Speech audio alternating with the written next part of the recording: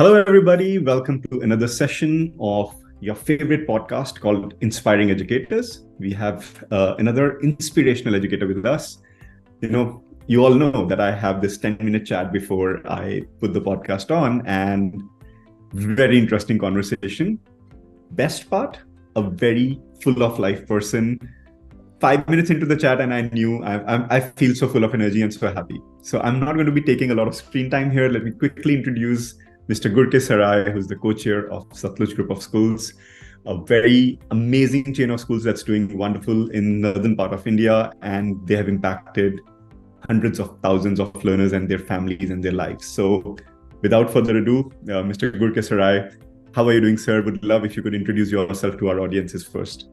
Absolutely. Can I say, first of all, I would like to say a big hello to all the viewers out there. As quite rightly said, Rishabh did give me a very brief introduction. My name is Gur K Serai.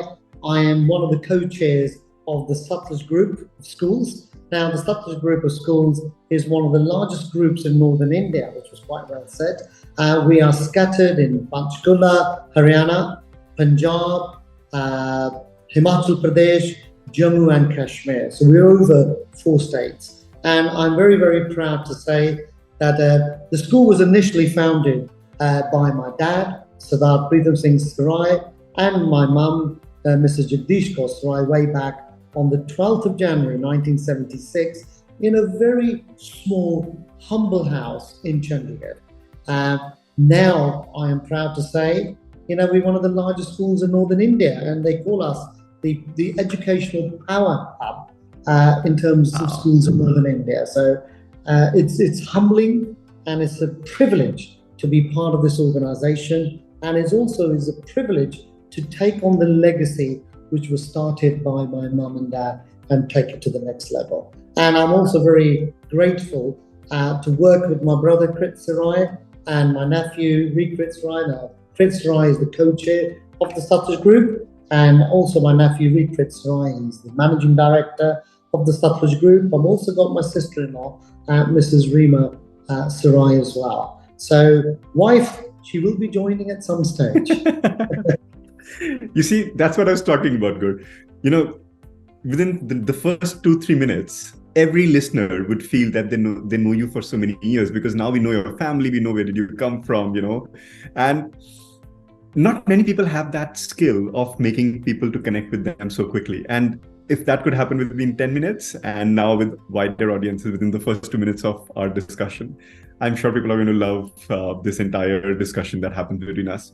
So quickly moving on, taking the first direction of the conversation. How did you end up running a school? I know your parents had a school, but you could have done so many other things. Well, why a school? Way back in, to be honest with you, I never actually thought I would get into education. I would say my forte was more towards the creative side. At one stage, I was thinking about fashion and design and things like that. But then education was inside me.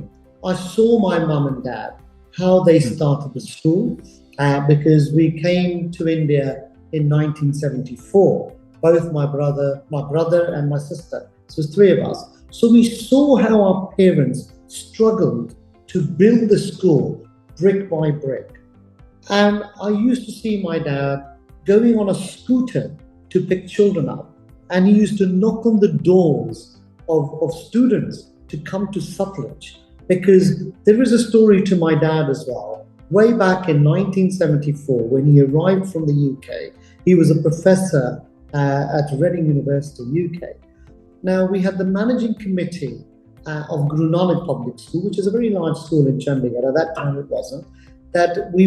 They came to my dad and said, "We want you to start a school in Chandigarh. It's already established school. It's doing incredibly well. We want you to take the lead and actually take the school to the next stage." So when my dad arrived, it was not a big school. It was a school in a small house. So my dad played a big part in 2 years to build up the school and to make it what Guru Nanak Public School is today. But the flip side to that was he did not get on well with the managing committee of the school, because he could see that certain things that he believed in, the managing committee did not believe in that. So there was a clash. So came 1976, he thought to himself, I'm going to start my own school. And that's how Satluj was actually born. So when you see your parents and education doing so well, you could, and right from an early stage, I could see my dad's leadership qualities. And I was very enhanced by the way he spoke to students, his demeanor, the way he supported so many students and teachers in his career. So when I grew up, when I hit around about 20, I did my B.Ed, and then I went to the UK because my dad was a firm believer that if you set up a school, or if you set up any business, as a matter of fact, children should not automatically think it is their right to inherit that business. He used the word, you need to go through the mill. Now, when I was a young lad, at first I didn't quite understand what he meant by that. But then when I went to the UK, I studied further, did my post-graduation and all that. And in the UK, I worked as a teacher. Then I realized what my dad was trying to say, to go through the mill. But the kind of person I was, because dad was very inspirational, a great leader, and it was in my DNA. So very quickly, in 3 years in the UK, from a teacher, I became the assistant head teacher, which is number 3 in a school. It's like the vice principal, but a little bit stepped down. From there, I rose very quickly to, vice principal, then I became the principal, and I led a lot of schools, a lot of challenging schools in the UK, turned them around into very successful schools. And I did that, and I was recognized by the authority in London. They used to call me the troubleshooter. But as I was going up the chain, I realized that a lot of people with my lovely brown color skin were very less. And I was going up and up. But then you get to the stage where you kind of feel you've achieved a lot in a different country. And my dad always used to say the same as well, that you need to think about India. You've achieved so much in the UK, but you must always think about your roots and think about the country you've come from. It is very important to sit in the UK and criticize or be critical of India, but come here and see it for yourself. So I arrived here in 2016, not knowing what was going to happen. You have to understand new culture, new way of thinking, and my Hindi and my Punjabi wasn't good either. It was not the best. So within 1 year, I learned the culture. I picked up Hindi, I picked up Punjabi, because I can't tell you the first year how many Hindi programs I watched with my mum. And the reason was simple, because leadership, the skills of leadership are very similar. But what plays a big part is culture. You need to understand the target audience. You need to understand children of that country, students of that country. You need to understand parents of that country. You need to understand teachers of that country. So culture plays a huge part. And I have to say, here it is in 2023, I am in love with this country. I like what this country has got to offer and what I am offering this country. It's quite rightly to say, when people used to say to me, India is a land of jugadus, I didn't quite understand what they meant.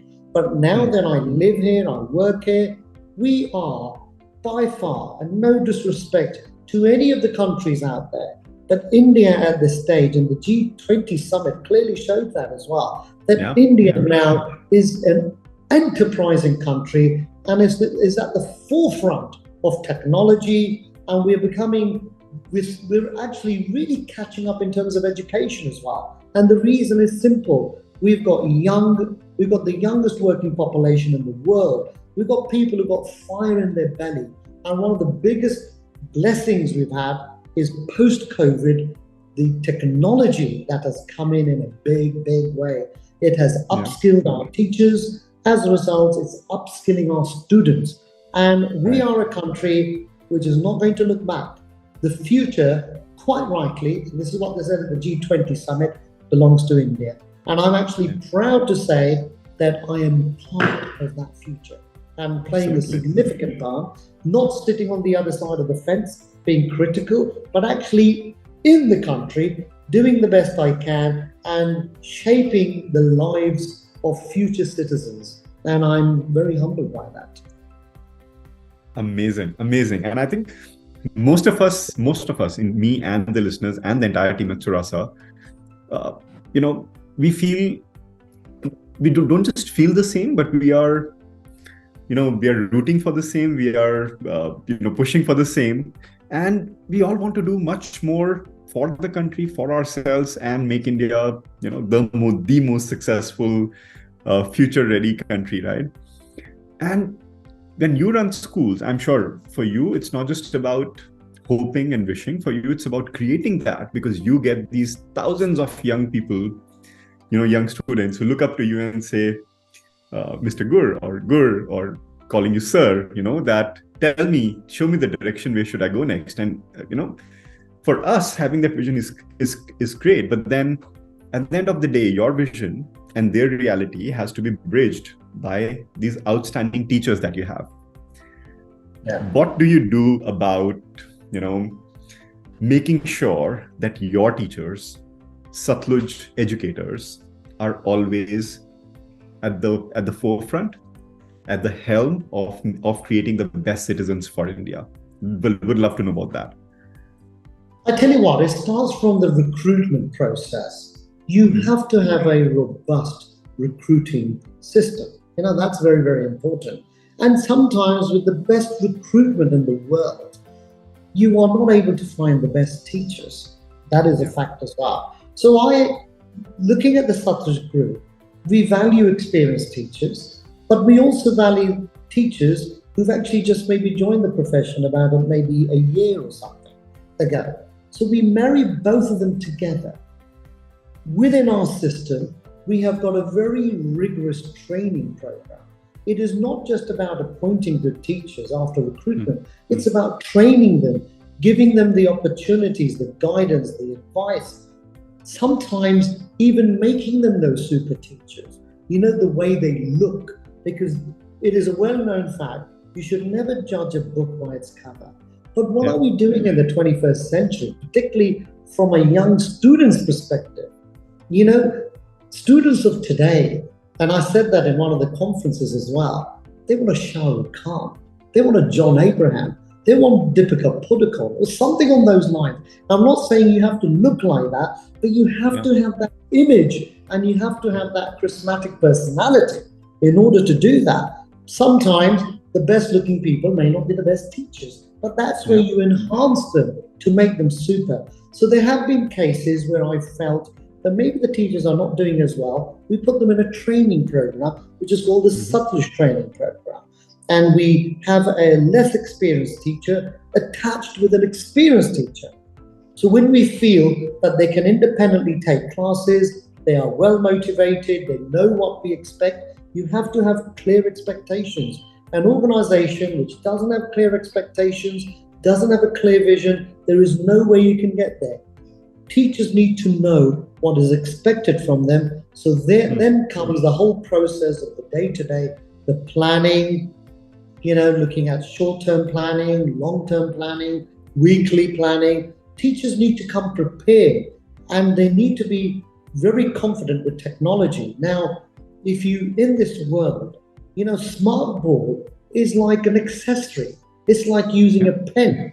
Now, there was a time when we first introduced smartboards, teachers were very hesitant.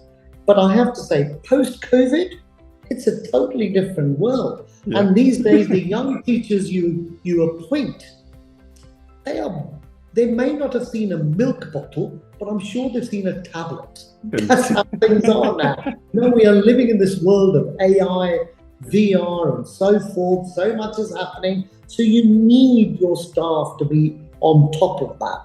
You cannot afford your staff to be behind. So staff development, staff training plays a significant part. If you invest in your staff, they will invest in your students. And that's the mantra we have. You have to do that. and you have to support them and give them the respect they deserve. Pay them the money. It's very easy for us to say that, but you have to pay teachers right. Because let's be honest about it, if you pay peanuts, you get monkeys. That's the honest truth. You have to pay people well. Yeah. Absolutely. Absolutely.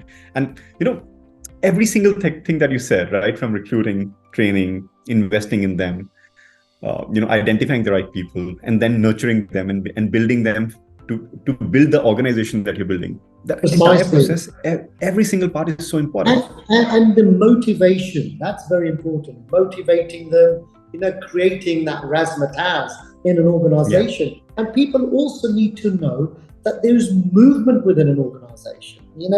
We've got middle leadership structures, then we've got senior leadership structures. So people need to see that and actually push the people who are doing well, push them forward. That's very important. Absolutely. Otherwise, the organization will get done and stale. Absolutely. Yeah. So step one for that, you mentioned identifying and recruitment.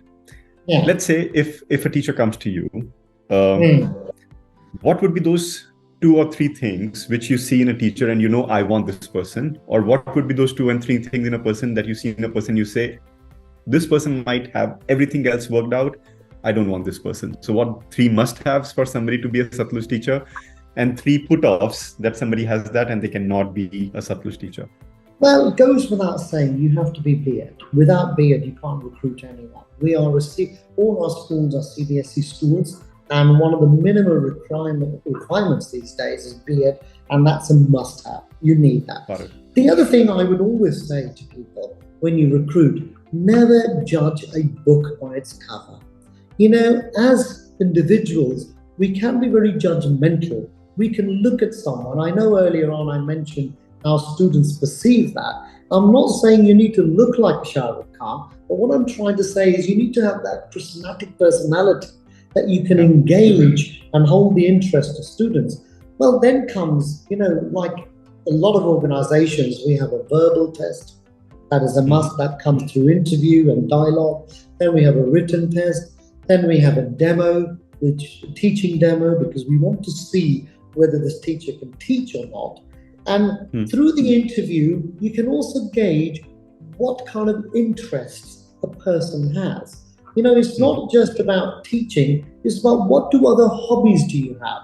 One of the things I've also done, I have tried to recruit teachers, not just coming straight from, not teachers who've just taught in other schools. Sometimes I like recruiting people from the corporate world who have then done B.Ed, or maybe who have been in the fashion industry and then want to do B.Ed, because there's a reason for that. Those people are innovative, incredibly creative. So if you've had a variety of different backgrounds in terms of your work profession, and then you have done B.Ed, that makes a huge amount of difference. And what I also try to do is recruit people who have traveled around India, so they understand what this country is all about, because they've got something to offer. Sometimes army officers' wives are the best people to recruit. Simple, because being part of the army background, you go to different parts of India, because by default, every 2 years, you do have to go to a different part.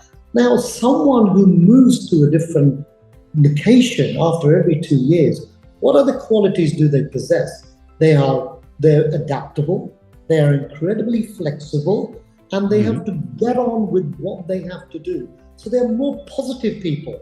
And I look out for those kind of people as well. Beautiful. So what are the two things that if you see in a person, you would not want that person for sure? And not the academic qualification, something else. I would say I would not want someone who I feel is not going to add value to the organization. From the body language, from the demeanor, you can gauge, since I've been in the business for a very long period of time, and I've been recruiting teachers for nearly now 30 years, even though I may not look it, you can tell someone who's not going to fit in. Yes, you can make those mistakes now and then, because sometimes people do very well in interviews. They're extraordinary. But when they have to come to the day-to-day, things work out, things don't really work out. That's where you have to take references. That's where you have to, one of the things I also do look at, which sounds pathetic, I do look at the social media profile. of a person as Wow. well, because I've got a team that looks into that, because you can gauge a lot about a person through their social media presence as to what they do. So, there are signs out there, body language, the way they are, maybe in the written examination, not doing as well. Punctuality. So if the interview starts at 9 o'clock and the person is turning up at 10 past or 5 past 9, that means they're not hungry. But someone whose interview is at 9 o'clock is actually there 15, 20 minutes before and is actually prepared with resources, has got the visual aids ready, got the diary all set up. You know that person means business. You can tell the ones who are not going to do the job. No, that all makes so much sense. Now, let's move to the next part. You identified somebody and, well trained, very good. They had their own expectation. They had their own perception about the teaching profession or where they were teaching in some part of the world, and then they came there. And then they start facing a problem because of any reason. What do you think are some of the problems that teachers face today? And not just about Satluj Group. This is not just about Satluj Group, but anywhere in the world. What are those top problems that you think, a teacher who was trained, got a PGCE or got a B.Ed or got a master's in education, got a PGCE-TTL, whatever, and then reached the school, had this expectation in place, and then something changed. And they faced some problems that they didn't think about. From an education leader perspective, what do you think are those problems that teachers face, and how do you solve them for your teachers? Let me just give you an example about myself when I arrived in 2016, and then I will move on to teachers. Now, when I came in 2016, the education system in the UK, as you know, is very good. There's no dispute about it. When I arrived here, I could have done two things. I could have been very critical of how things are here. I could have fired all the senior leadership team, whatever I had, and recruit my own people. I didn't do that. The first thing I did is I learned about the organization. I learned about how children learned. I learned about how teachers were teaching. I learned about the roles and responsibilities, and I embraced the culture of the organization. Now, where we have problems with people are those people who think Rome can be built in a day. They come with these false expectations that whatever happened in school A, automatically I will do the same in school B. Teachers as well. The way they have been used to a certain way of teaching in one school may not work in the other school. That's where you need to be adaptable, you need to be flexible, because your working conditions could be very different. Let's be frank about it. And the ones who are not able to cope with that, teaching is not just about money, because sometimes we have a lot of people who come to us thinking that the Satluj Group, they are one of the good paymasters, let's join Satluj. But it doesn't work like that. And if someone says that to me, no matter how good you are, I will never recruit that person. Simple, because you want dedication, you want commitment. Yes, of course, we all work for money. Please don't get me wrong. We do. That's a reality of life. But at the same time, we would like to, you need to think outside the box. You need to be adaptable and flexible and actually gel in with the other people who are working there. The ones who cannot do that, those are the people who face problems. And sometimes, if you're not going to establish or develop that rapport with your class, and a lot of teachers come with this idea that if they are forceful on the first day, they're going to set an example. They're going to, discipline is tight. You can't even breathe on those kind of classes. That's where things go wrong. No, don't do that. Understand your children. It's like in a business, you have to understand your clients if you're working in the corporate world or whatever. Likewise, your clients over here are your children. If you do not understand your children, if you do not understand your parents, you're going to have a problem. Because at the end of the day, learning is only going to happen. Good quality teaching only happens if good quality learning takes place. Otherwise, teaching is all about singing and dancing, nothing to it. It's about the quality of learning. And I think That's where behavior management comes in. Once children know that you are fair, you have got clear expectations as a class, you are fair in your dealings, children will respect you. Children, like all human beings, they like set boundaries. The boundaries need to be clearly established right from the outset. And then things work. Of course, you have to be a good teacher as well. That's the reality. You need to have sound subject knowledge. Wow. And, the entire journey that you mentioned, that's so beautiful. And while this is the right thing to do, identifying what are the problems that they're facing and helping them, or if somebody is not able to, a teacher is not able to solve all of these problems, maybe, asking them to graduate out of the school and move out, right? But then still what I see is that many times, and I'm pretty sure that doesn't happen at Satluj, but many times, even after attempting multiple times to train a teacher, helping them, supporting them, some schools still are not able to ask a teacher to go with just one simple fear that there are not enough teachers out there. Yes. And there's a global shortage of teachers. Huge. And the next generations don't want to get into teaching. Yes. What do you feel about this problem that's growing currently? Well, the reason for that is because the teachers of today, they are demoralized. I cannot deny that.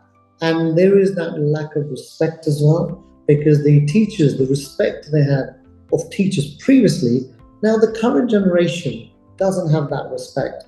But they don't respect the teachers as much. And I also would say it also lies with the teacher as well. Respect demands respect. The biggest problem we are having, that what the BEd college training that is taking place, to what the expectations of students are of the 21st century, there's a mismatch. There is a huge gap. And the NEP, great document, but it's actually going to further cause problems if things are not addressed now. And an organization like yourselves, Suraasa deals with training teachers. It is very important for schools like us to look up to that and actually ensure that teachers are getting the right training. I totally agree. In spite of the best training in the world, there are going to be certain teachers that may not fit in your organization. I'm very sorry to say, because at the end of the day, every child matters. The future of children, students rather, could be jeopardized with the wrong teacher. You can support those people, but eventually they will have to go. And there's no dispute about that. You will have to say goodbye to them, because what you cannot do, you cannot have one teacher destroying the lives of thousands of children. Now, it doesn't normally happen to us, because we ensure right from the outset things don't lead to that. But yes, sometimes, very occasionally, it does happen that the teacher realizes after 2 or 3 months, maybe this is not the right school for them. They need to move on. It's not to say that we are the wrong school, but maybe our way of working and the expectations we have, the teacher's not able to meet those expectations. They're not able to actually keep up with what we want the teacher to deliver. In that case, you have to have that goodbye and you have to move on. And trust me, I know there's a shortage of teachers. I know it's not easy. It's very hard. Recruitment now has become far, far more difficult than it has ever been. I remember in 2017, because I arrived in March 2016, in 2017, January and Feb, it was easy to find teachers, good quality teachers, I mean. But now, post-COVID, it is a struggle. It's a huge struggle. And what the BEd colleges are producing as well, you have to do a lot of work. You have to retrain those teachers in the way you want them to be trained. And that's the honest truth. But still, we live in hope. Within that, you still have to ensure you do the best recruitment at whatever is available. And should not compromise on that. Just because you're not able to find a good teacher, one must not compromise. There's other ways to attract good people in the profession, and one must look out for that. Beautiful. Beautiful. So this is the last part of the podcast, Gaur, where I invite education leaders to sell the profession of teaching to the next generations. Yeah. Suraasa, we tirelessly work on meeting SDG 4C, Sustainable Development Goal 4C, which is having good teachers for everybody around the world. And, as per World Bank, United Nations numbers, there's a shortage of around 35 million teachers globally right now, which will reach 70 million in another couple of years.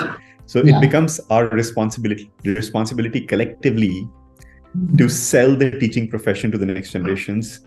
And who better than you in this call right now, where if you could make a formal pitch, as if you're addressing these next generation students, maybe university students, who are thinking about picking up their specialization, whether they should go into teaching or technology or XYZ, and telling them that what does teaching as a profession offer and why they should consider teaching. So I'll request you if you could do a formal sales pitch to them. No, absolutely. Listen, I'm going to be very absolutely clear about this. If you are that person who is charismatic, who has got the power to enhance the lives of future citizens in this world, then the teaching profession is for you. Because you are that person who could shape the lives of millions of people who are going to take on the legacy that has been created now. If you are that person, yes, who's going to be well rewarded, but you have got the desire, you've got the empathy to understand other human beings, you've got the emotional intelligence to actually understand what other people are going through and how you can develop and motivate them further. And you are charismatic, you're full of energy, and you really want to make a difference in this world, because everyone has only got one life. But if you are that person who wants to create a big, big part in the lives of other people, then teaching is for you. However, if you are just simply that lazy person who only wants to think about yourself and no one else, then teaching is not for you. So you make that choice. Beautiful.